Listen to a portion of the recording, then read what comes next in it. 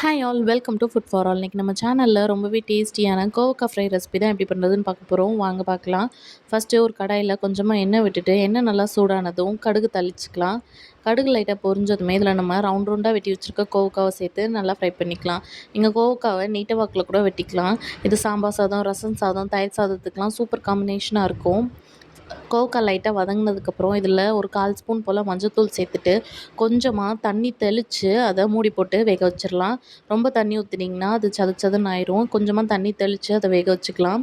இப்போ மூடி போட்டு ஒரு 5 நிமிஷத்துக்கு வேக வச்சுக்கலாம். கோவக்காய் சீக்கிரமாகவே வெந்துடும். நீங்கள் நீட்ட வாக்கில் கட் பண்ணாலும் ஒரு 5 நிமிஷம் வேக வச்சாலும் போதும். இப்போ கோவக்காய் நல்லா வெந்துருச்சு. 1 1/2 ஸ்பூன் போல் குழம்பு மிளகாத்தூள் சேர்த்துக்கலாம். நீங்கள் கரம் மசாலா இல்லைன்னா வெறும் மிளகாத்தூள் கூட சேர்த்து பண்ணிக்கலாம்.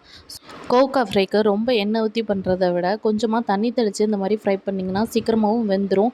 டேஸ்ட்டும் சூப்பராக இருக்கும். கோவக்காய் ஃப்ரை ரெடி. எப்படி இருக்குன்னு செஞ்சு பார்த்துட்டு மறக்காமல் கமெண்ட்ஸில் சொல்லுங்கள். நம்ம சேனலை மறக்காமல் சப்ஸ்கிரைப் பண்ணிக்கோங்க. பாய்.